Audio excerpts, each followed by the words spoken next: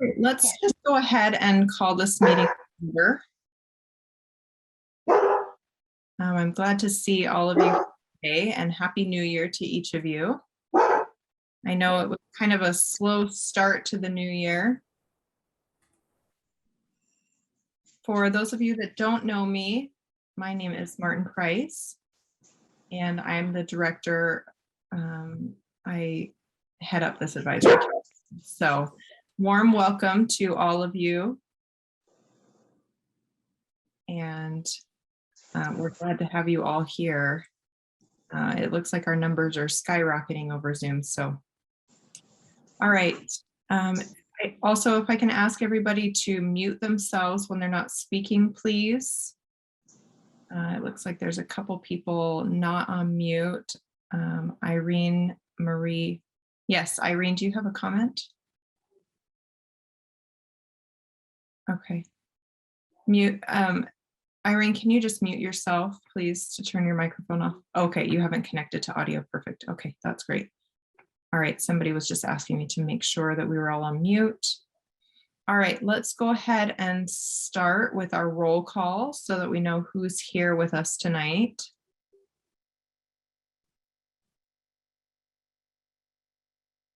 After the roll call, I will be asking everyone to turn off their cameras, except for myself and the interpreter, just to make that easier on our eyes for this Zoom meeting. So let's start with the roll call. You can leave your cameras on. Katie, Vice Chair, are you here today?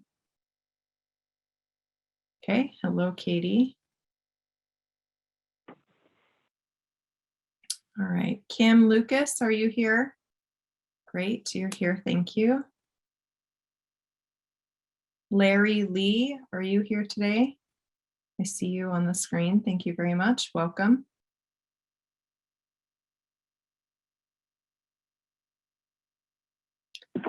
Brad Jones is unable to join us tonight.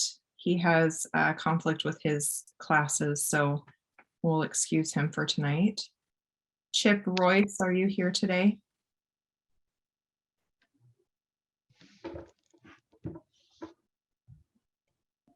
Don't see him here tonight.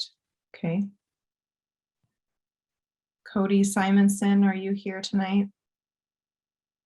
Yes, he's here. He says, I'm so sorry, I'm running late. I just got home. I'm here, thank you. It's better late than never. No problem. Thanks, Cody. All right. John Galley, are you here today?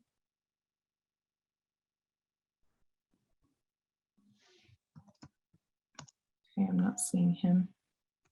Melanie says John is supposed to be here because he's supposed to be there for the interpreter, so I'm not sure. I guess maybe he'll show up late. We'll see. Okay. Sharon James.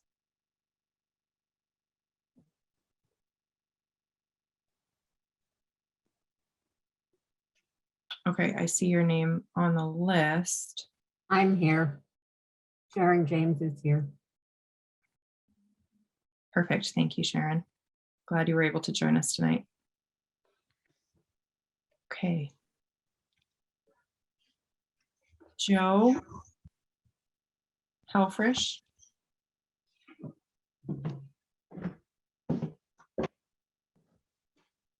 Hi. Thank you. Glad to have you with us. Jim Berdino.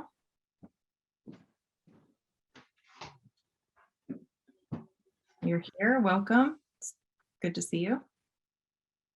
And then of course we have 3 people who are representatives from DSDHH. We have Melanie Sperry, who is the secretary. She'll be taking notes. Here she is on the screen now. And last but not least, Sarah Brenna. And she is our director. Okay, yay. Thank you for being here. Okay. I have, if I can ask Irene to please turn off your video, we'll just make sure that the person that's speaking and the interpreter are on the screen only. Okay, Can someone make a motion to approve the minutes from our November 17th meeting? Kim? Yes, I motion to approve the minutes as read. Thank you, Kim. Can I get a second, please?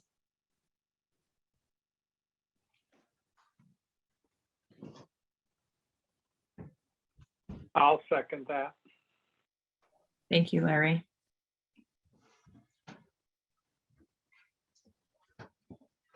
Great. Any discussion points that we want to bring up in regard to that?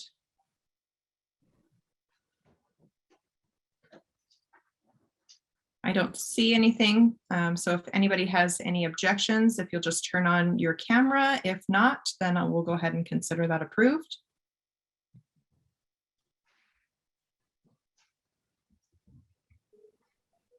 Okay. Thank you, everyone, for making this a simple and smooth process. We appreciate your participation. We have an exciting agenda tonight. If you haven't read it already, we are going to be getting some updates from DSDHH from Eric, the interim director. And then we also have some so-called training. So we'll have an open meeting training by Kevin Bolander. And we'll start with that and go to that point. So welcome, Eric. We are looking forward to hearing your report of the last 2 months.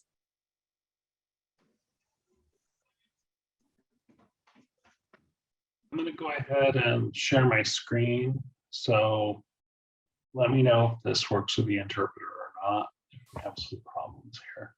Oh, I'll have to have the screen enabled to share this. So Melanie can, oh. Yes, yeah, let me give you co-host privileges, just one moment.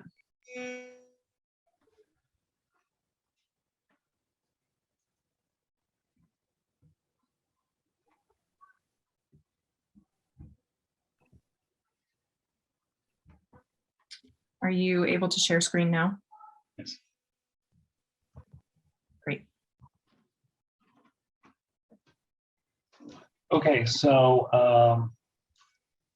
the updates are kind of brief this time because we met in November and then we went into the holidays and now we've moved into COVID days again. So there's just a few core updates and then I can answer any questions that you have about the center. I think if I can make this work. Okay, there we go. So here's some highlights from December. The one large event for December we were able to have was a holiday gathering for families. We had Santa Claus, we had a magician who was hugely popular with the young kids. And we had over 100 people attend, which was really nice. It was good to bring that kind of festivity back.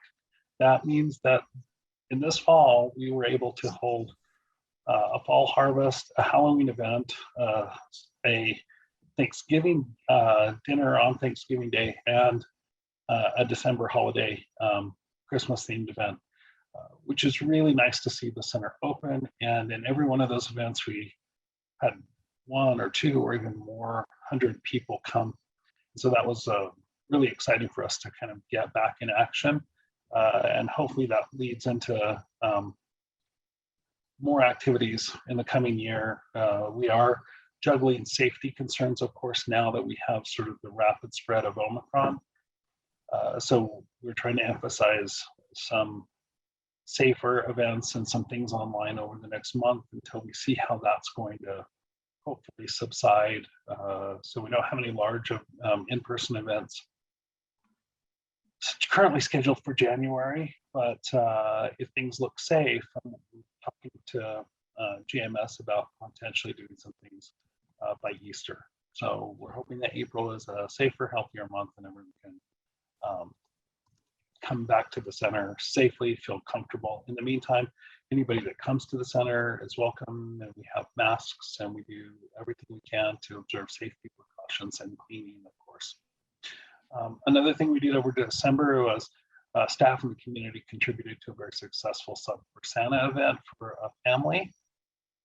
We also started something that's been going on for a few years, but it takes a lot of advanced planning, which is We've planned and set up for providing VITA services again this year, which is assisting anyone who needs help in the community with tax preparation and filing. And we'll be doing that statewide. We have several trained volunteers who will be able to assist anyone who needs help there. We have things set up so there is an option in Salt Lake for coming in person, but we also have a secure scanning ability, so anyone from around the state can come to a VR office and scan the documents from the VR office to us, and then our team will be able to provide that service as well.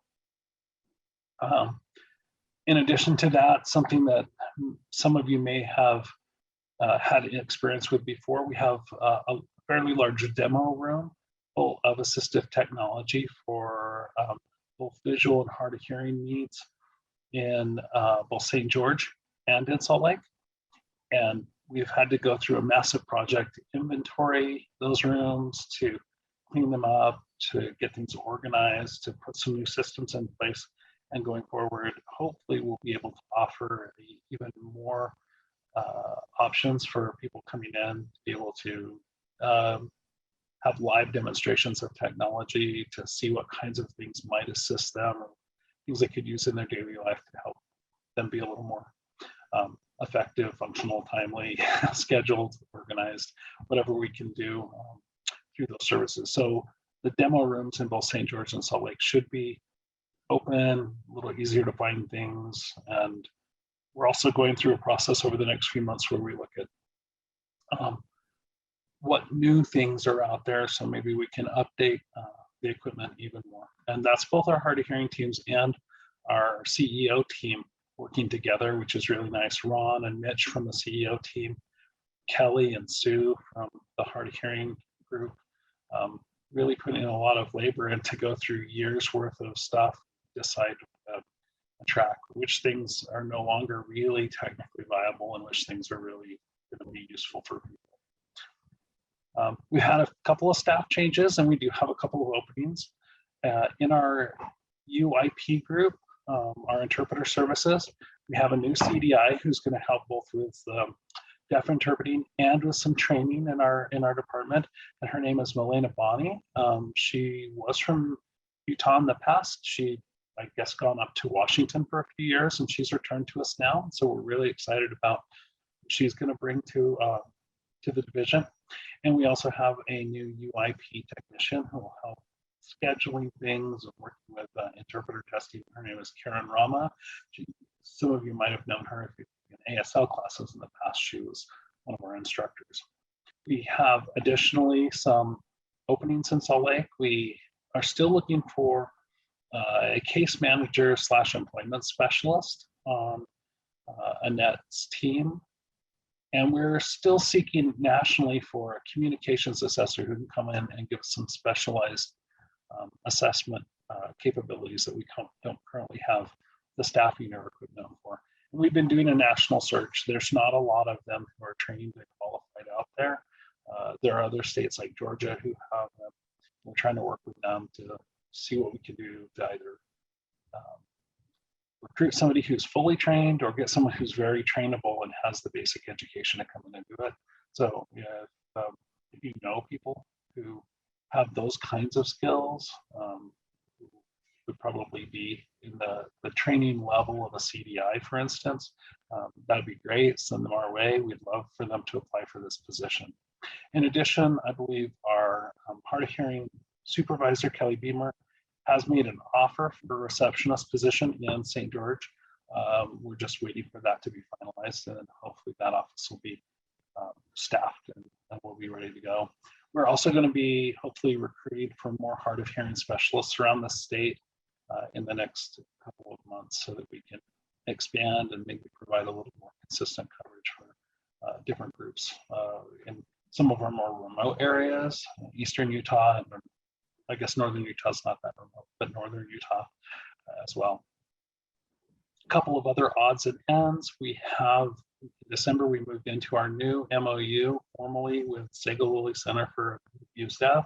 So hopefully we'll be able to have more collaboration and even more, I guess, exchange and assistance with one another. That's exciting for us. And we just heard back from Erin, their interim director, and they're in the process of recruiting for a new permanent director as well.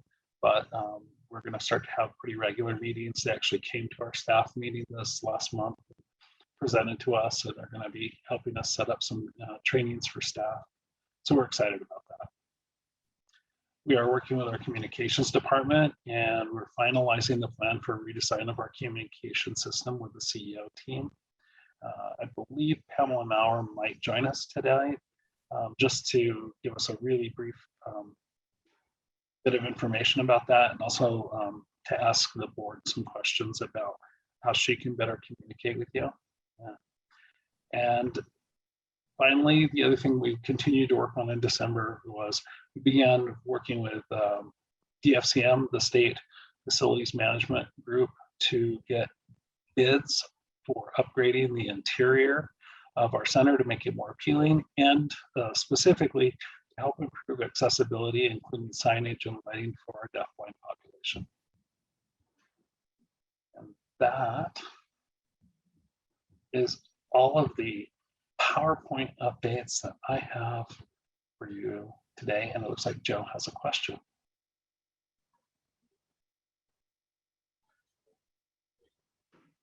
Go ahead, Joe, when you're ready. Okay, thanks, Eric, for recognizing that. And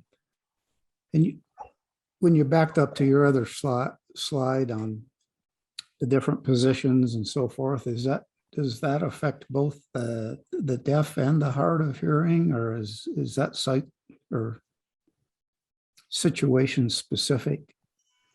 I guess my question is, what groups does that include? Which position are you talking about? The communication assessor position?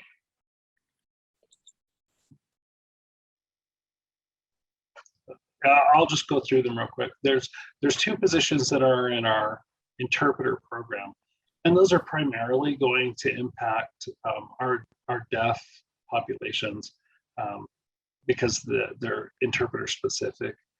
One is for testing. One is a technician who primarily assists with the scheduling and the testing of new ASL interpreters.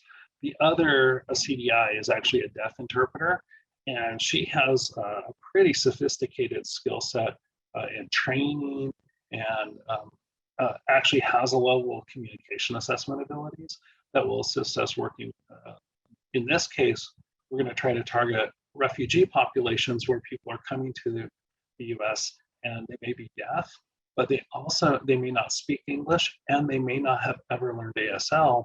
And so the result is there are some very deep communications barriers. So that's where our training skills are going to be channeled for us. And so there's going to be an effort there. When we get the new position, the communications assessor, I think there's a lot of possibility with what we do with that skill set. But right now, to be very honest, we've been looking for that position for several months, and finding someone with a skill set that meets our needs. I think that we'll be experimenting. It's going to literally be the first time we've had this position. So how we would apply it will be sort of an experiment. This person's not an audiologist, so they're not assessing your hearing loss. They are assessing your ability to communicate with an emphasis on signing. As far as the hard of hearing specialist, I don't know if Kelly's with us tonight. If Kelly's not with us tonight, I'm going to just sort of try to speak for her. The hard of hearing specialists are our main. Oh, there she is. Well, I'm going to let Kelly answer that with our goals for the hard of hearing team and expanding that.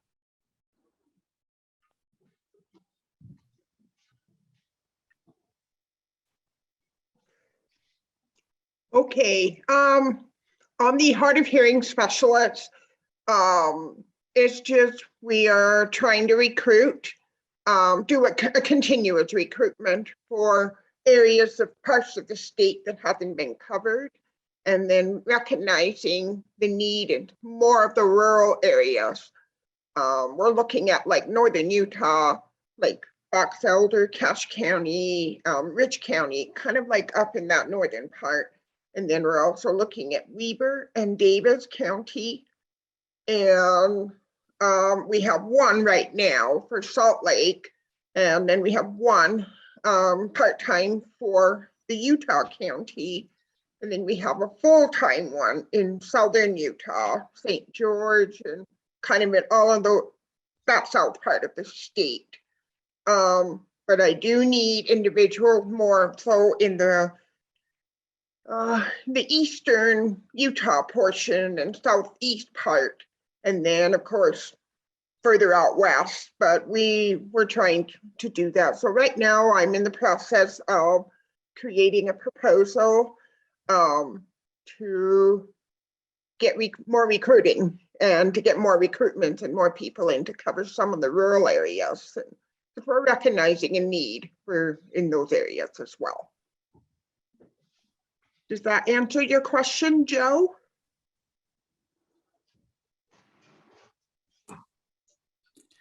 Yes, it does. I was just kind of curious because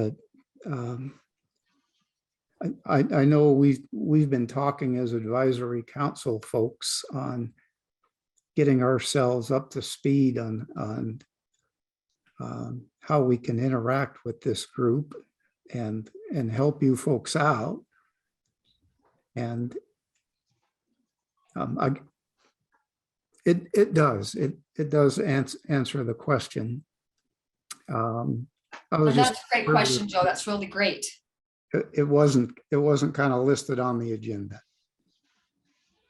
But I knew there's things out there in the works. That's why I asked kind of how that applied. I didn't know if it was just site specific to the deaf folks or the hard of hearing. So yes, you and Eric both did a great job. Now all I got to do is figure out how to I can mute myself, but I need to get out of this other spot. So thank you, Eric and Kelly. Joe, we'll continue our conversation. Thank you.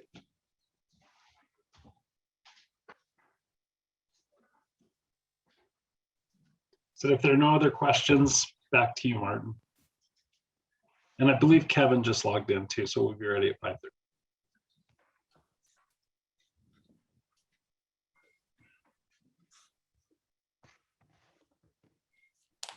Oh, perfect. Great.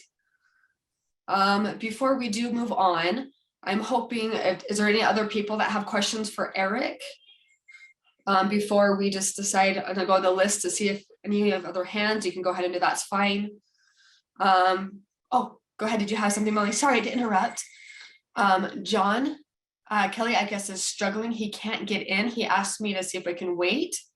But I mean, I don't see anything. So he said he might be showing up soon, but he just can't get in. Okay, that's no problem. Sorry. We'll go ahead and hopefully get him catched up. So I am pleased to introduce to you now Kevin Bander. We'll go ahead and let him go ahead and start and introduce himself and why he is here with us. So welcome, Kevin. Hi, good evening. My name is Kevin Bolander. I am the attorney for USOR. So I am here for a few minutes tonight. As required by state law, all public bodies such as this one are required to have annual training about the Utah Open and Public Meetings Act. So I'm just going to spend a few minutes going over a few things. And my goal isn't to make you experts in the Open and Public Meetings Act, but it's more just to make you aware of the issues to be looking for. You do have staff and myself, which are here to help you make sure we're complying with that law. But I think there's a few things that are relevant for anyone that's sitting on a board or a council. So I'm just going to go over a few things tonight. A couple of definitions of some things, and then requirements that need to happen before the meeting, issues that happen during the meeting, and requirements that need to happen after the meeting. So I'm going to go over those things. I am also in the chat going to send out a handout, which is what I'm going to be using tonight. I'm just going to send that out here in just a second. Give me a moment to send this.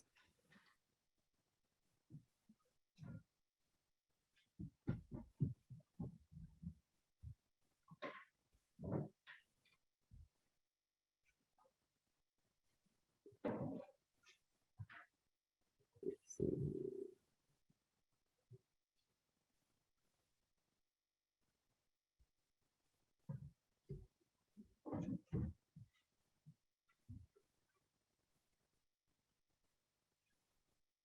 Okay, I'll have to send it out after the presentation. I can't have it open at the same time, and I guess I could resave it. We won't worry about that now.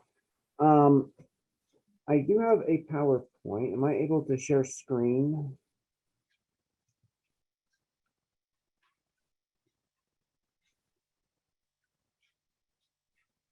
Yes, you can. Melanie can go ahead and give you privileges. Also, Kevin, do you mind actually moving down your camera a little bit? Some of the members are trying to lip read a little bit. Perfect. Thank you so much. Is that better? Yes, thank you. Okay, well, let's do this. Let's save it. And, We're giving you access so you can share your screen. okay. And then let's try.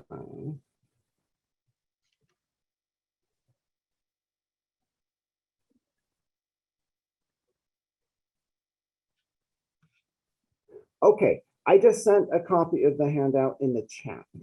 So if you'd like to follow along, you can open up in the Word document.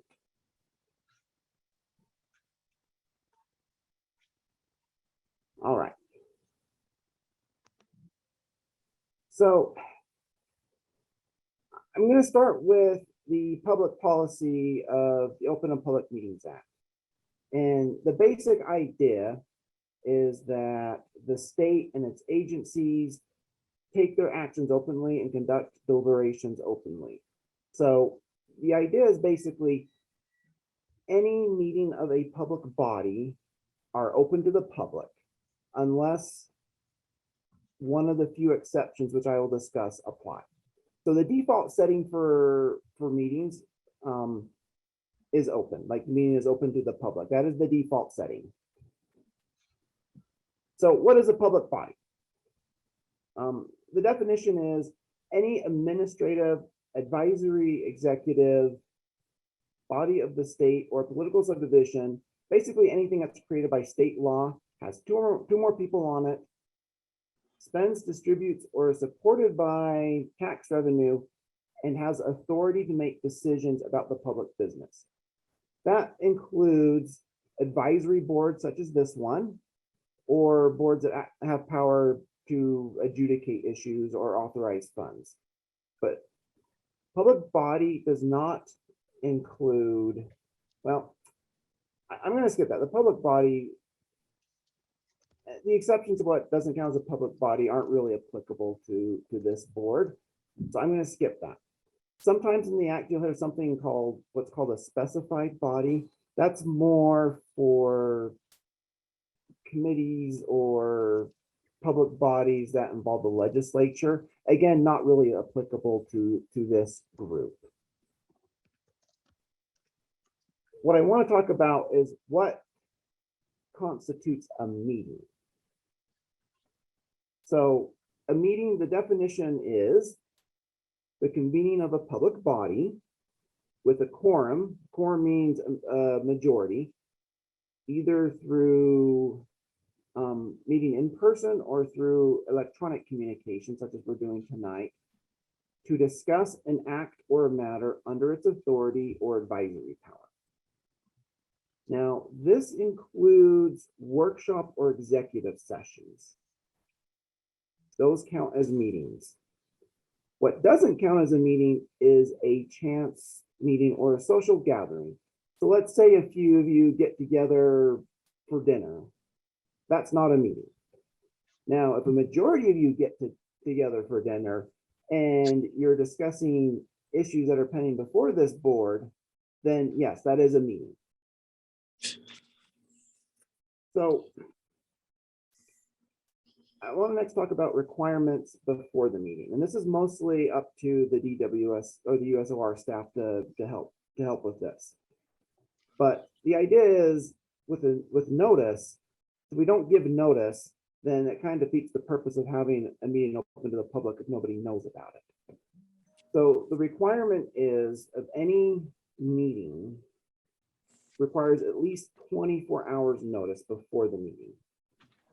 Now, this requirement can be waived for an emergency situation. Now, I've been advising boards and commissions and councils and state government for probably about 7 years. And throughout all that time, I've only seen this happen once where we needed to call an emergency meeting. I doubt it would apply to this board. And given the requirement is only a minimum of 24 hours, I mean, that's fairly easy to meet. So what does the notice need to have? Notice needs to have an agenda of the items that are going to be discussed, the date and time and the place. And the agenda has to have enough specifics to notify the public as to the topics being considered. So something like just saying discussion by the board, like, is not specific enough. That's why we typically see specific items on the agenda that are going to be discussed. Now, at the discretion of the chairperson or the presiding member of the public body, they can allow a topic raised by the public attending to be discussed during the open meeting, even if that was not on the agenda. However, the public body cannot take any action on any topic unless it was listed in the agenda in the notice. So the way we provide notice is there's a couple things we have to do. The first and most important is we place the notice on the Utah Public Notice website. If you go there, you can see basically where all the public bodies in the state, for state and local governments, basically list their upcoming meetings and the agendas. We also post written notice of the meeting either at the principal office of the public body or at the building where the meeting is to be held. And the last way we provide notice is we provide notice to at least one newspaper of general circulation or to a local media correspondent. So basically let the media know about the meeting. I mentioned emergency meetings. Like I said, I don't think this is going to be very applicable to this board, but just some very quick information about how those work. Basically, an emergency meeting is when there's an unforeseen circumstance and the public body needs to consider a matter of an emergency or urgent matter. In other words, the board can't wait to give like regular notice in order to hold its meeting. There's something so urgent, like it has to happen immediately. However, in those situations, the notice requirements are waived, but we still have to do our best to comply with the Open Meetings Act to give as best possible notice as we can and with agenda and the items to be discussed. And also, in order to have an emergency meeting, there needs to be an attempt to notify all members of the board or the public body. And the majority of the members approve of the meeting, and that the meeting minutes include a statement about the unforeseen circumstances that made the emergency meeting necessary. Now, I'm going to talk a little bit about electronic meetings. And this has obviously become a lot more relevant, in the last year or two. But basically, we have one or more members of our board participating remotely, such as through telephone or video conference, such as we're doing right now. Now, in order to conduct an electronic meeting, the public body does need to have either adopted a resolution, rule, and ordinance about the electronic meetings and the format about those. And also we have to provide notice in our notice, excuse me, in our notice, we have to explain how someone can attend remotely. And typically we are required to have an anchor location for the public to physically appear at. Now, there are some exceptions. The primary one being if there's a substantial risk to health or safety of those present. So for instance, our meetings have been exclusively, probably at least the last year or two, have been exclusively done remotely. And that's because, of the COVID pandemic, which is a risk to health and safety of those present. So that would be a reason why we don't have an anchor location right now. So far, any questions about what constitutes a public body or the notice requirements? Again, these are things that mostly the staff are going to be responsible for handling. This is more education for you. I'm going to next talk a little bit about closed meetings. And this is an area where sometimes a public body like a board or a council can get in trouble if they don't do it right. Because as I mentioned, the default setting for meetings is open. So there has to be a specific reason why we are closing the meeting. And those reasons are listed in the state code. So I'm not going to go over all the reasons because there are multiple reasons in the code. I do want to talk about the ones that are going to be probably the most relevant to this board or kind of our other boards and councils here at EWS. First exception is if we're discussing an individual's character, professional competence, or physical or mental health.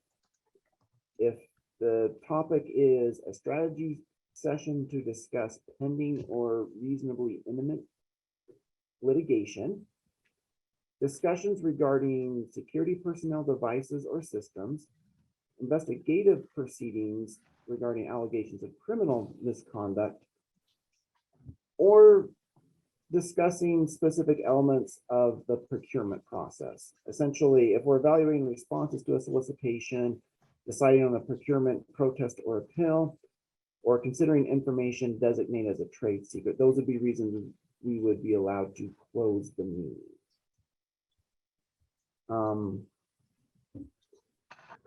Now, how the meeting is closed, 2/3 of the board has to vote to close the meeting.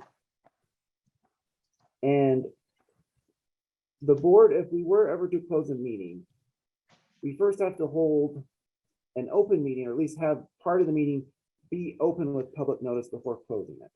So in other words, if the meeting is starting as a closed meeting or ending as a closed meeting, then we're doing something wrong. For this board, there's no such thing as a completely closed meeting. Also, the votes to close and the reason that the board is closing the meeting must be recorded in the minutes. So we do need to cite one of those provisions I just mentioned, or if for some reason another one of the provisions in the state code apply, then we'd have to list that as the reason. And we'd also list how everybody on the board voted, whether they voted yes or no to close the meeting. If the meeting is closed to discuss private information about a person or about security measures, then the presiding officer or chairperson must sign an affidavit stating that that was the reason for the meeting to be closed. And I'll explain why in just a second here.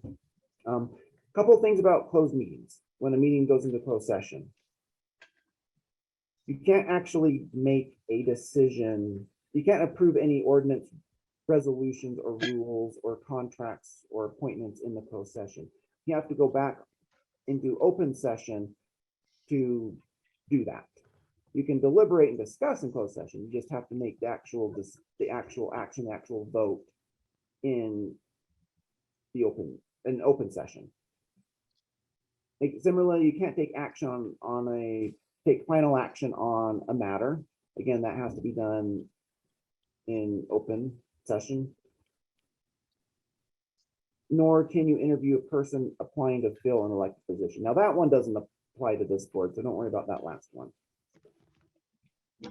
And the last thing I want to mention about closed sessions in our meetings, because I've seen this come up with other boards as an issue, and that is once you close the meeting, it's limited only to those topics for why we closed the meeting. And what I see happen sometimes is there's a little bit of topic creep. A board will close the meeting to discuss a specific item, but then the conversation just kind of starts drifting towards something else. That can't happen. We have to keep focused on why we closed the meeting and just keep it on that only. So I want to talk a little bit about recordings and written minutes, because those are requirements. Every one of our meetings here, or every meeting of a public body, needs to have a recording and written minutes made of the entire meeting. Now, this applies to both the open and closed sessions, unless the meeting or the closed session was to discuss private information about a person or the security measures. Now, for that, if a meeting is closed for one of those two reasons, then we actually don't record that part of the closed meeting. But we do have, and that's why we have to have an affidavit by the chairperson or the presiding officer, because there isn't a recording of the closed session for those topics. Now, the recording and the written minutes from open meetings are public documents under GRAMA, which is our the State Records Access Act. Now, the recording and the written minutes from a closed meeting or the closed portion of the meeting, those are protected records under GRAMA, which basically means they're not public, and the only realistic way someone could get access to a protected record is to get a court order for it. Just some requirements. Again, this is more for the staff. Minutes must be posted before approval at the next meeting. And the time frames is 30 days to post pending minutes, 3 business days to post the approved minutes, and 3 business days to post the audio recording or a link to the audio recording. And then the written minutes, once they are approved, become the official record of the action taken at the meeting, which is kind of, or it's partially why a board will vote on the minutes from the last meeting, is because that becomes the official record of the last meeting. Some requirements for the minutes: the date, time, and place of the meeting, names of all members of the board who were present or absent, all matters proposed, discussed, and decided, individual votes on each matter, the name and substance of the information given by individuals at the hearing after being recognized by the chairperson, the hearing officer. That would be like, say, you take public comment and someone gives a comment. You put that in minutes. So those are the basics of our Open and Public Meeting Act requirement. I say this last part here, I'm not trying to scare anybody, and part of my job is to keep us out of trouble and keep us in compliance. But there are consequences when we violate the Open and Public Meetings Act. Namely, a court can void any action taken by that public body if they did not hold their meeting properly. Also, on top of that, if there is a violation of that law, a lot of times that the agency who houses that board or committee will be responsible to pay the attorney's fee for the person who sued. And a member of a public body who knowingly or intentionally violates the law or advises a violation, they close a meeting, and again, knowingly or intentionally, could be guilty of a Class B misdemeanor. And like I said, I'm here and the staff here to make sure that never happens. But I think the point that the law is trying to make here is that we need to take our compliance seriously. And on that lovely note, I don't have anything else to share unless there are questions.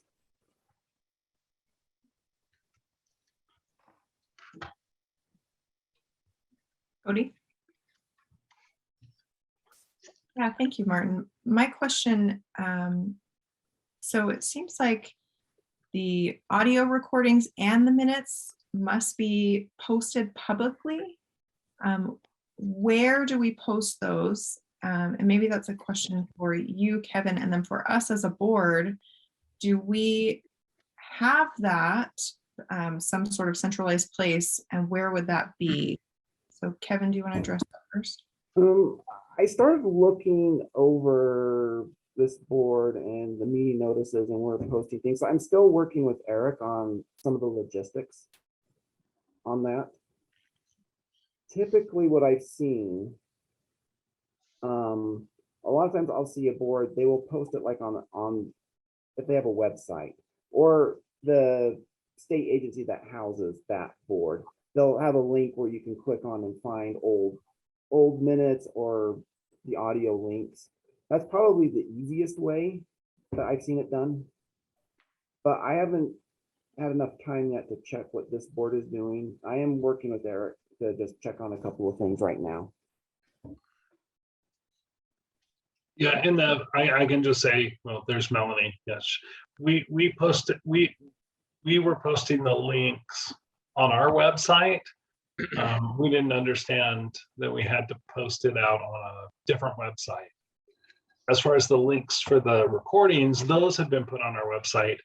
And so all we would be doing is putting, if I understand it right, on that other website, the link and the schedule for the upcoming meetings.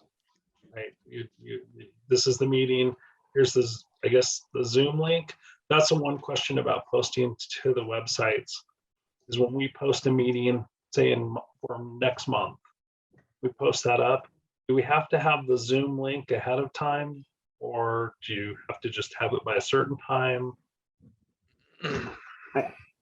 I think the Zoom link, I mean, as long as we have it within the 24 hour, at least 24 hours before, I think that's kind of the cutoff period.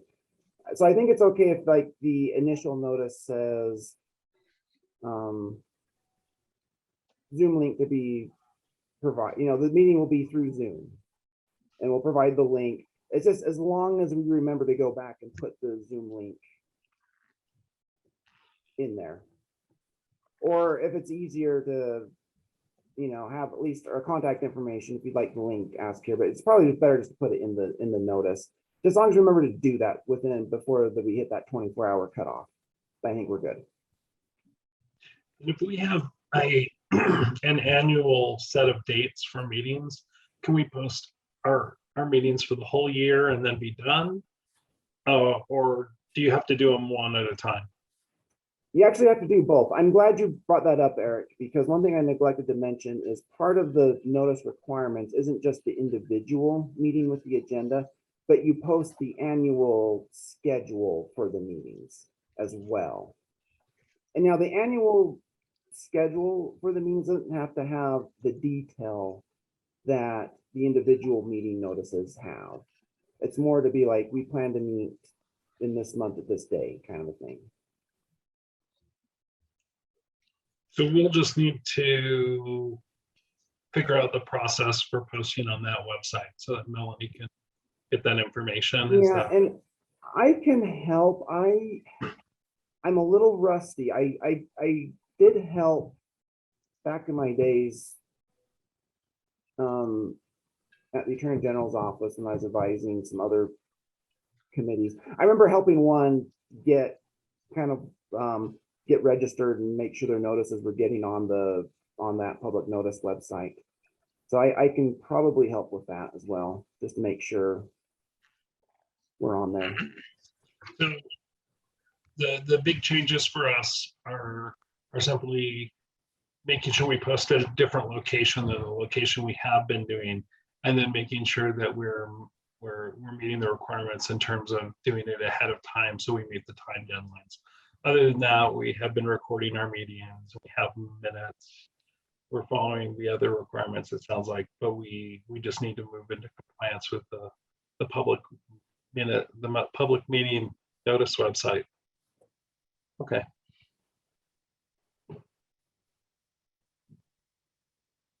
Melanie's asking, I'm looking for some clarification.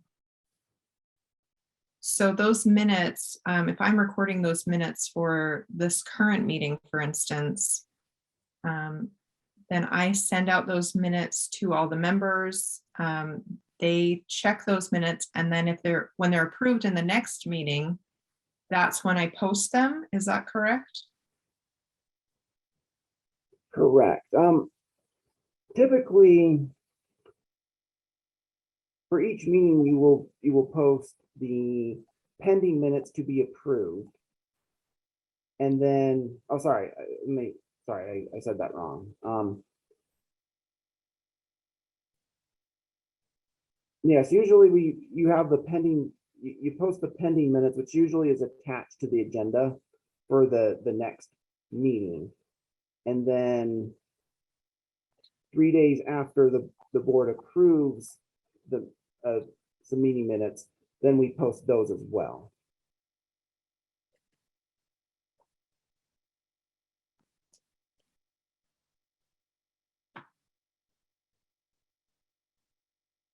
Okay. All right. I'll work that out with Eric. Thank you. Yep. It's nice to get some other help. This is Martin here. I have another question for Kevin.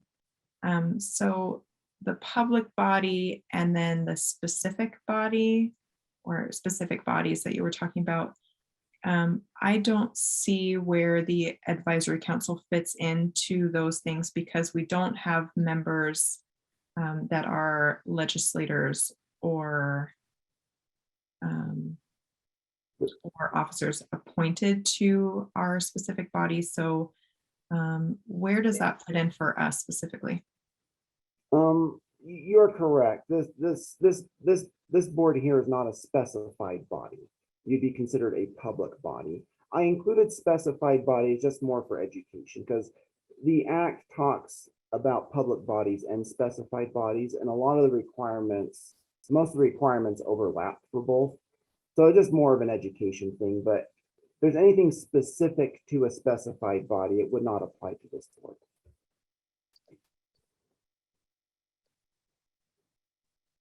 Great. Just wanted to be clear on that. Thank you.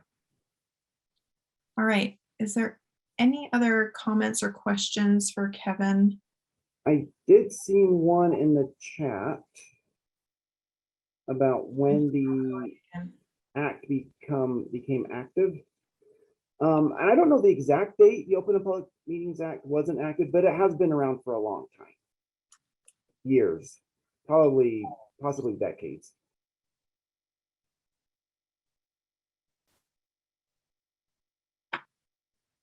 Great, thank you. Hi, this is Joe. I've had my hand up for a while. I don't know if you saw it. Oh, I see it now. Joe, just hold on one second. Okay. We just have a couple people here at the same time. Okay, Joe, let's have you go first and then we'll turn it over to Cody. I think you answered my question. I'm a member of the advisory council. So my question was, how do we fit in under the guise of these protocols for meetings? And I think we're kind of excluded from that, if I understand that correctly. But if not, it would be nice if we had a written version. It seems like that's something that would be included in the bylaws. Well, this board here would be considered a public body. It is an advisory board. Those are included as a public body, and it is something that is created by statute. So you would fit the definition as a public body.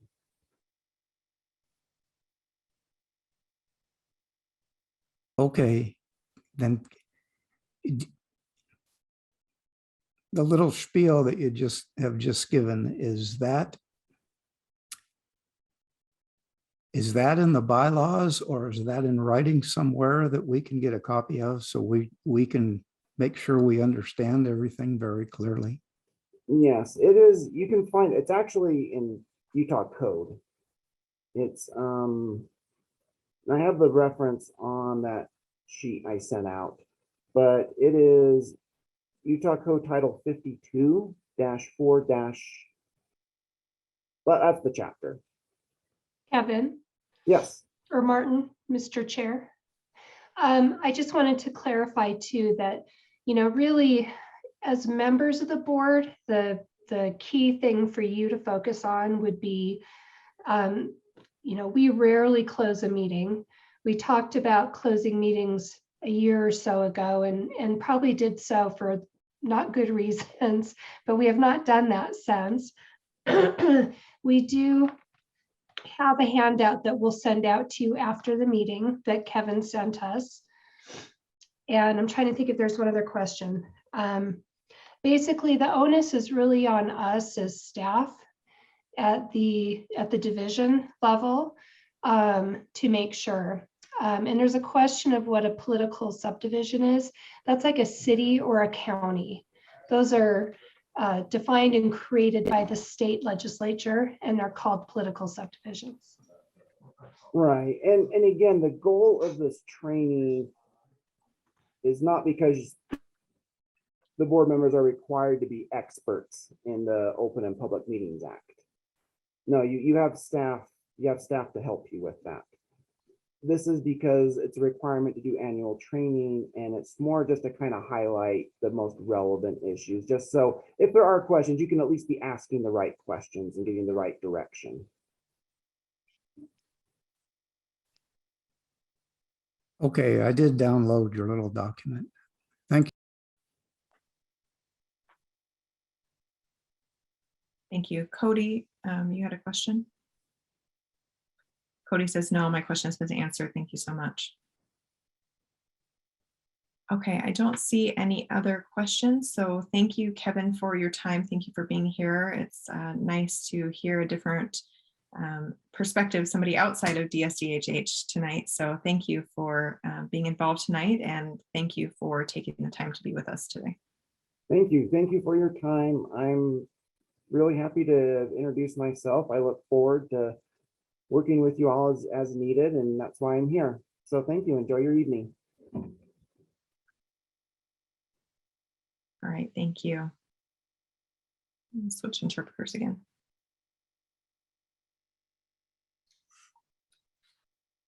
Okay. Let's see, sorry, I'm looking for my agenda. Let's see. Sorry, gotta follow that agenda. I don't want to go off the topic, Let's see. So now we have 2 more items. The first item is the discussion of the schedule change. You should be able to see that on the agenda. We'll be talking about that in a minute.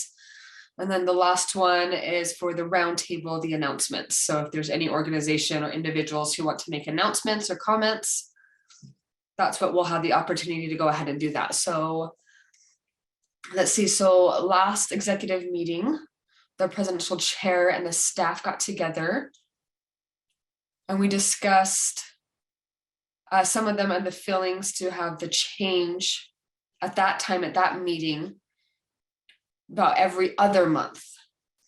The reason why we discussed that is we found that every meeting having every single month, we don't have time to really focus on the committee work, the subcommittee, or any other items that we wanted to really discuss, because there's a smaller number of people that would show up.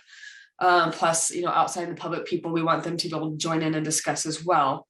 We want to be able to bring that to the next meetings and other months. So if you look, refer to the bylaws on the same page, I'll make sure they understand.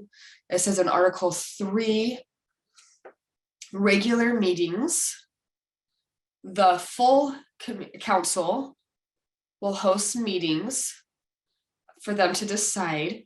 The executive meeting, but it cannot be less than a fourth, or less than a quarter. So if we have it every other month, I think that will be fine. I did want to ask Eric, I mean, did you want to add maybe your thoughts? Because he always has some wonderful items to add on there. Sure. I think the two main considerations we had were we want to bring in outside speakers. And if we do that, that'll take up a little more time. So we might want slightly longer meetings, maybe 2-hour meetings, but that's pretty taxing on people if we were doing it every month. Additionally, because we do want to get some involvement on subcommittees. If we were doing this meeting every month, plus the executive board meeting, it'd be very difficult to get people to also do an additional amount of subcommittee work. So what we're hoping is if we were to do this meeting every other month and we bring in extra speakers, then those in between months could be the time where the subcommittees are able to do their work. And then part of what we would have time for is the reporting out and some of their orders of business. So that's why we thought it was, and I think it was, I want to say it was Katie who came up with this idea. So I want to make sure she gets credit for it.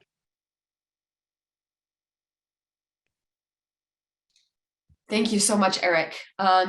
Anyone else want to chime in or talk about your thoughts or any ideas if you don't like the idea?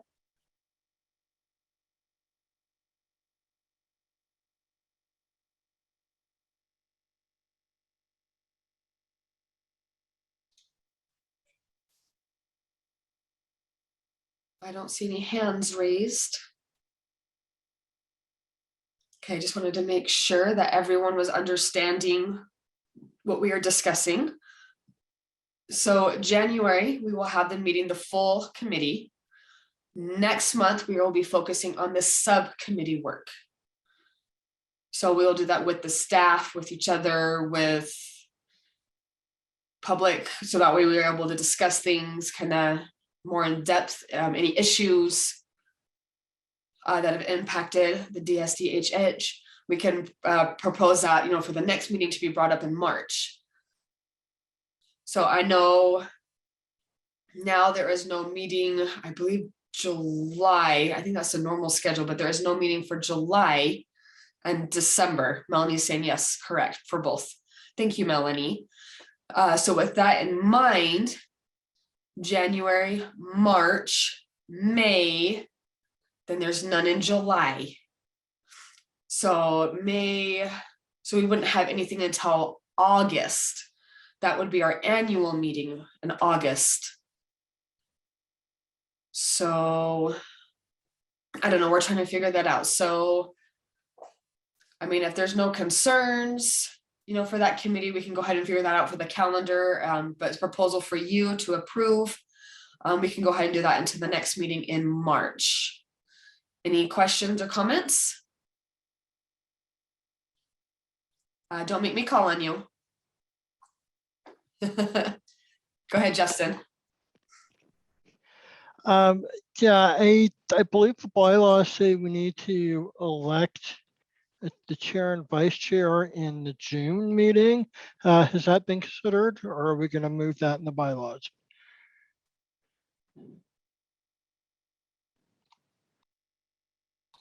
That's a good question. Good question. Let's see, unless Sarah or someone already knows off the top of their head, I'm looking right now. Yeah, I think you get nominations in June, Justin, if I'm remembering this correctly. And then do you vote in August and become effective, or do you also vote in June? I can't remember. You're our expert. Okay, let me pull it up. Okay, Martin, did you find it? I don't have it in front of me. I'm sorry. But I think I'm at the looking, March, I don't see anything yet. so we may need to.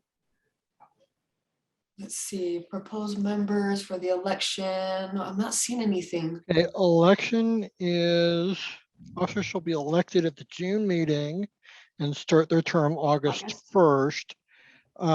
The nominations must be gathered by April. Okay, so what I would suggest, oh, Oh, okay, I see that. Okay, I see. I'm trying to find that. Whew, okay.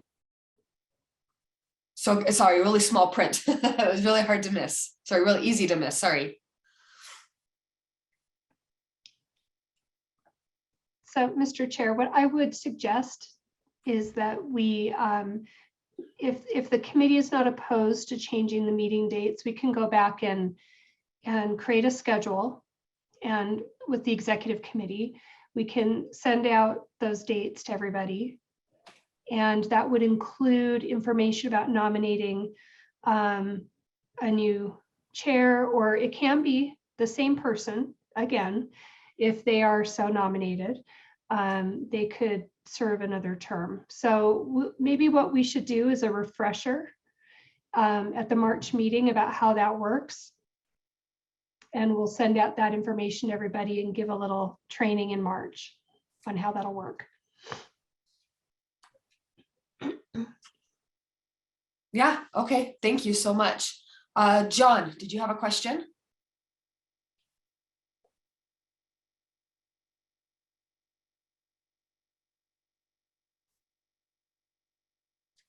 Yes, I do have a question. So if I were to be out of state for a few months, I know like May through August, I think, would I still be able to join the meeting for May and July? I'm just trying to think how that would work, so I'd be out of state. So I might have to use a different state interpreters just because I'm going out of state, because I have to go for a training. So I'm trying to figure out what to do with that. So I don't know what we need to do. So I'm just trying to think how that's possible so I can continue to be in the meeting for May and July, or what we need to do. Yes, thank you, John. Thank you. That's a really good question. We'll get it all worked out. So again, John, that was a great question. So we've been meeting through Zoom. We've been doing that since COVID even started. So it seems like COVID has continued. So it seems like Zoom's not going anywhere. However, if COVID is done, and we do have the Zoom meetings, then that might become a problem if we get away with the Zoom meetings, because then it will be in person. But right now it's not going away. So that's a good question. We will have to bring that up to the head of the committee to see what we need to do for that. With what you were saying, let's see, I'm trying to remember. Sorry, what you said. So March, we're going to do a refresher. We're going to review like what it all looks like. June meeting. Sorry, we won't have a meeting in July. Oops, sorry, let me back up. So March, we will be talking about everything about nominations, figuring all that, refresher. June, we will elect, so that person will start in August. That sound right, Sarah?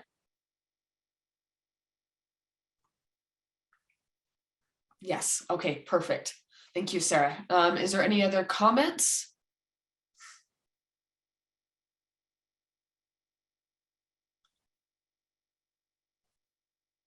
Melanie, question. So for the subcommittees, do they need to schedule the meetings themselves?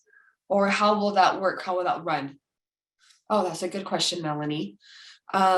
When the subcommittee, when they are formed, they know they'll have guidelines from the head for specific questions or issues that they can take care of, to do advice that they can discuss in their own time that they can get together. So they will go ahead and take care of it that month. So we don't have that full committee meeting. That committee will respond that next monthly meeting after the subcommittee meeting. So the full council again meets every other month. The subcommittee will meet their own time in between. Does that make sense, Melanie? Got it. Okay, great. Okay, John, did you have another question? Yeah, so I kind of want to expand a little bit on my last question.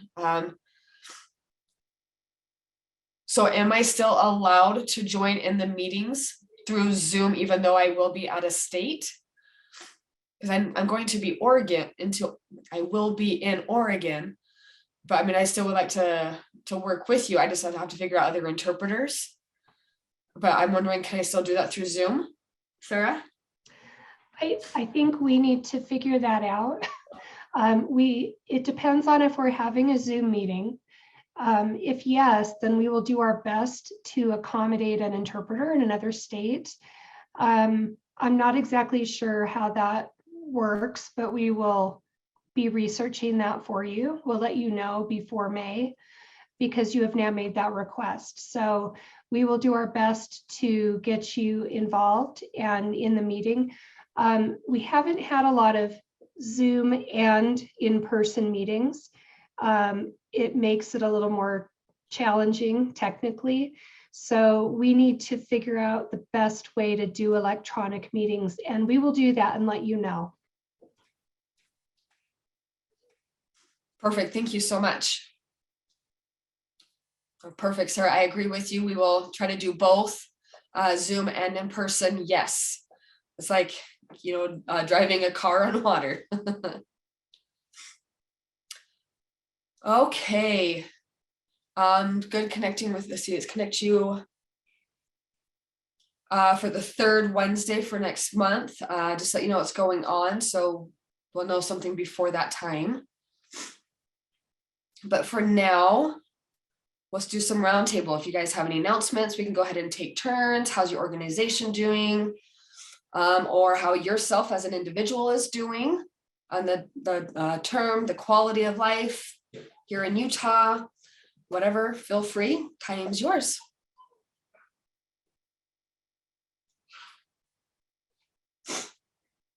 Hi, Kim. Hi, this is Kim for the Utah Associate of the Deaf, the president. So, oh, sorry, John. Okay, sorry. So UAD is still alive and well. We're still doing great. We will have a chair meeting board, and we will be announcing that soon. We are planning to get finished getting that set up, a 2-year plan from the board retreat. We will be announcing that soon. So we are excited for the new year and for Omicron, trying to protect, we're just going to keep going. It's not going to stop us. So that is our plan. Perfect. Thank you, Kim. John, did you have something that you wanted to add?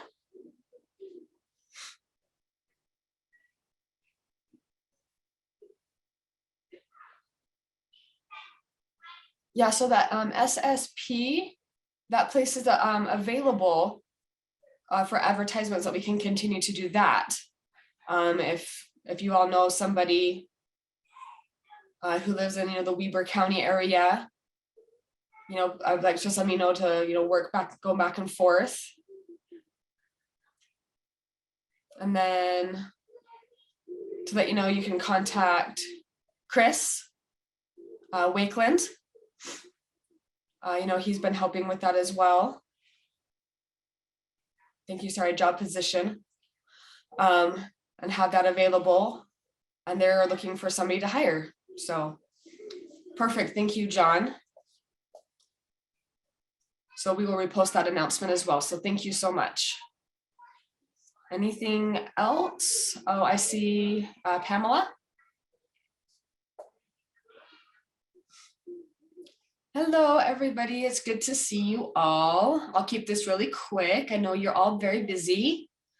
I just wanted to let you know for the, I'm the responsible for, marketing and announcements. So I want to let you guys know, how you feel if we have things set up for email blast.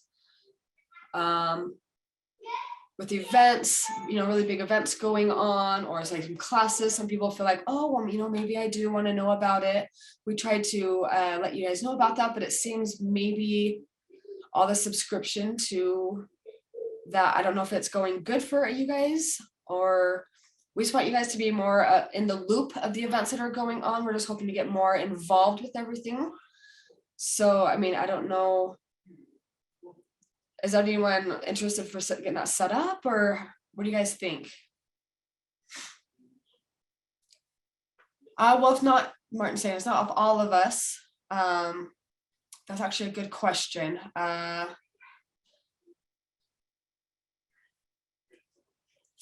is it? Email Melanie so we can do the registration for that. And then we can make sure that everyone is aware of what's going on. Is that great? And Pamela saying, yep, that's great. I just wanted to know, sorry for my second question.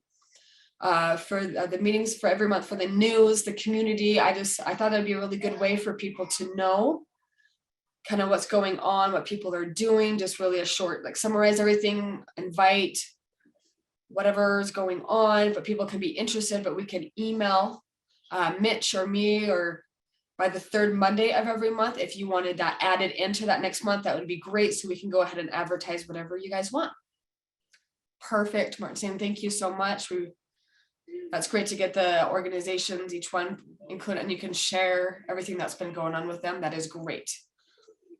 And Pamela saying, yep, I've been working and contacting with everyone as well. So thank you again so much for your time. Martin says, thank you, Pamela. Okay, do we have any other one else? Let's see, Kelly. Yeah, I just wanted to just kind of give an update on the Hard of Hearing program. We are doing a kickoff on Monday to kind of introduce what's going to happen this year and, you know, an introduction of who I am and classes that we've got coming up for our hard of hearing individuals, anybody that, or if you know of someone. So we're going to be doing some classes starting in February, the first part of February anyway, and kind of start doing thriving with hearing loss and speech reading, intro to sign, and just like a beginning sign kind of classes that we're having set up. And we're also partnering with HLAA, which is Hearing Loss Association of America, the Salt Lake chapter. And they're doing monthly presentations as well. So that's just kind of my update at this point on what's happening with the Hard of Hearing program.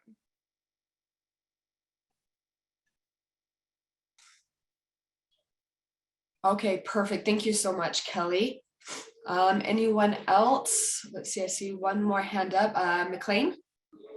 Drake? Yes, hello. Oh my goodness, that looks so terrible. Okay, my bad for the camera quality.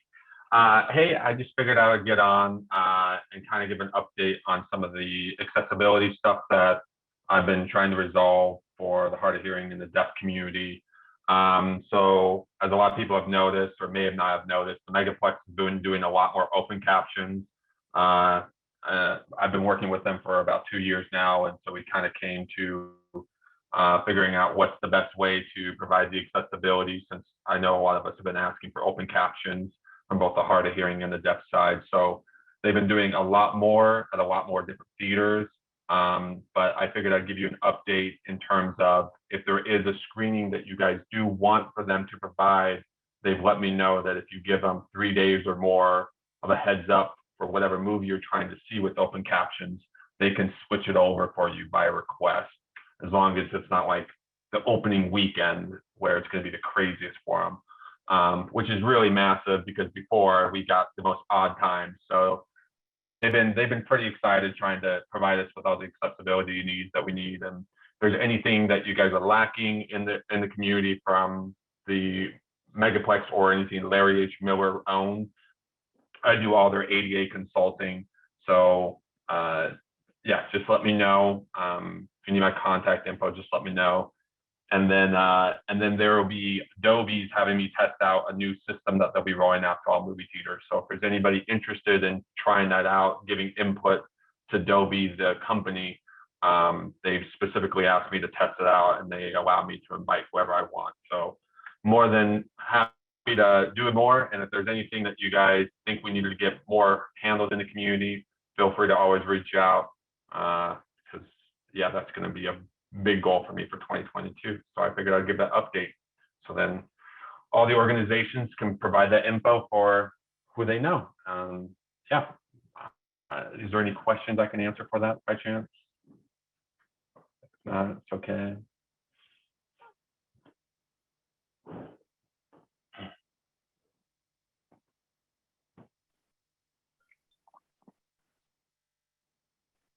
Okay, this is Katie. I have questions.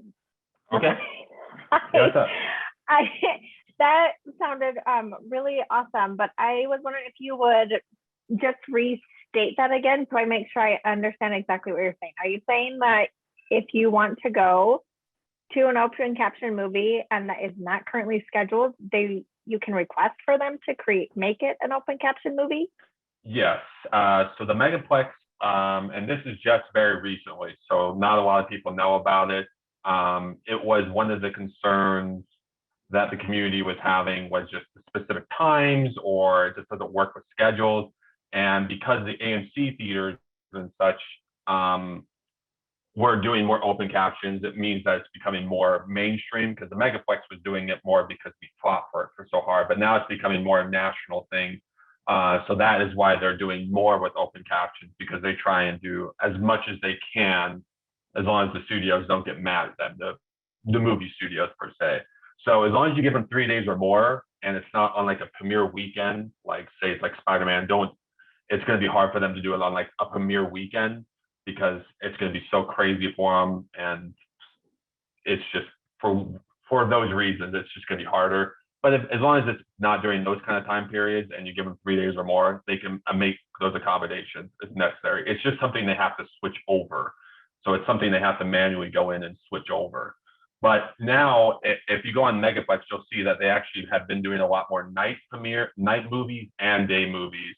And it's spread out through all their theaters around the valley. So it's not at like one specific location. And they do that so then it's just not seeming like one theater is only trying to be accessible. They want to do it across the whole board. So yeah, and that helps.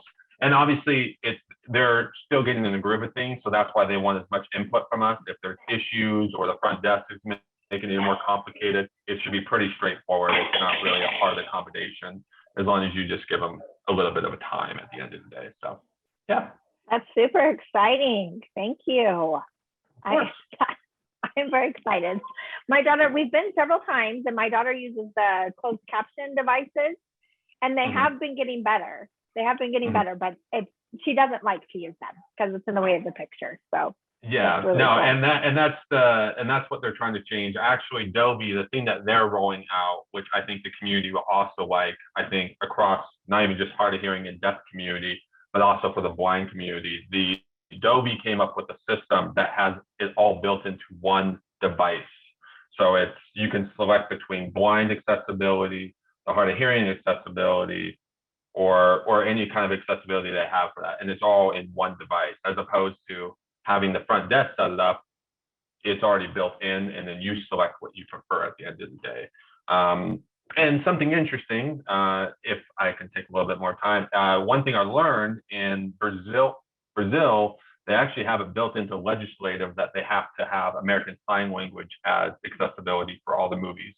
So that's also another thing they built into the device was sign language video into each movie, but it's only in Brazil. So it's a different kind of sign language, but they do have the capability to do that if it ever becomes legislative in America. It really just comes down to the countries and what they want.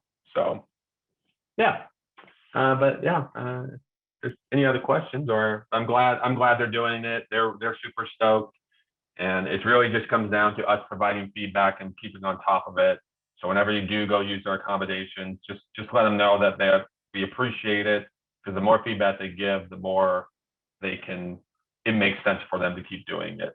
If we don't, they're just not going to know, and they're just going to hear it from one guy. They obviously trust that I know what I'm talking about, but it's better in numbers, as we all know. So, but yeah. Awesome. Thank you. Looks like Martin has lost his internet connection. So until he comes back, I'll moderate, I guess. John, do you have a comment or question? Oh, there's Martin. Thank you, Katie. Sorry about that. I'm back. John says, yeah, I have a question. Okay. So there are people with different levels of hearing loss and vision loss. Mhm.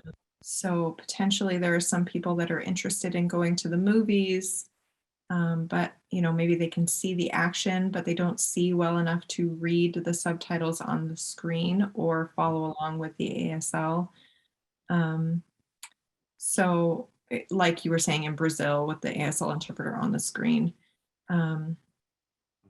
is there some sort of option for maybe Braille print? So if deafblind people go to the movie, there's some sort of transcript that's already been printed out. Is there some sort of technology available for that?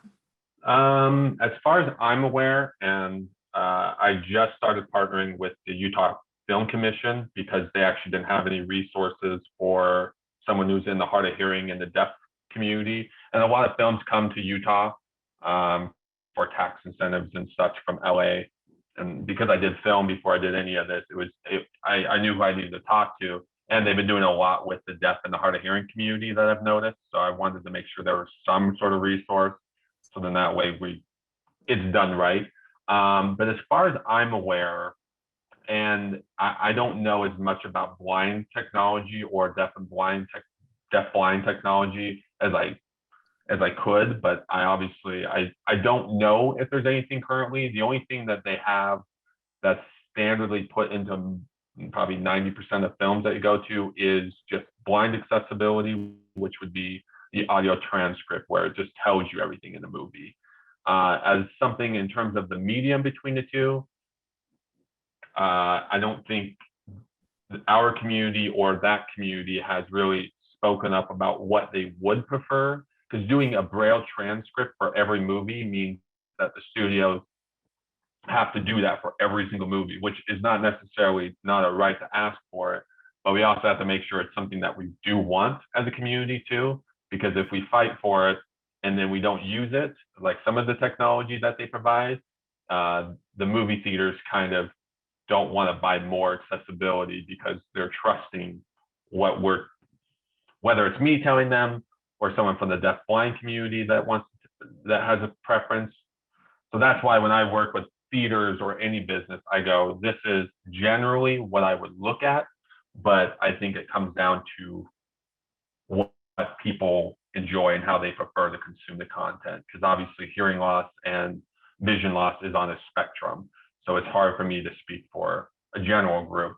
But if many people tell me about a certain kind of technology, then it makes more sense. And I try and make it a point to try all the technology that's out there, which is why I work with Adobe and all these other companies.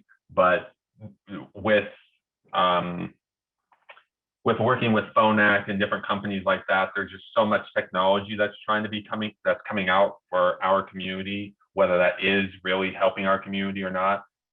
It's hard for me to really know what is worth my time to figure out and what isn't. So that's why, as much feedback as I can get about certain things that people are enjoying, and not even in movies, whether it's even on your TV, and if the accessibility is working there, because the same studios that put it on the TV are the same studios that put it in theaters. So the more information I got, but I don't know personally of any technology except for the vision accessibility, which says the audio transcript, and then the amplification and the T-coil that they have. So if there is another solution, I would love to hear it. And I think we have someone on the advisory board that's more representative of the deaf-blind community. So maybe they can insight us into if there is a better method. I don't know, I guess. I'm sorry. Thank you. John saying, yeah, there's some deafblind people across the United States that say they can connect their displays on their specific technology to an iPhone or a laptop, and they can see, so the subtitles that you get on the movie can be transcribed into Braille on their e-readers or whatever. So Right. that's an option, but thank you for your honest answer. I appreciate that. And thanks for your update.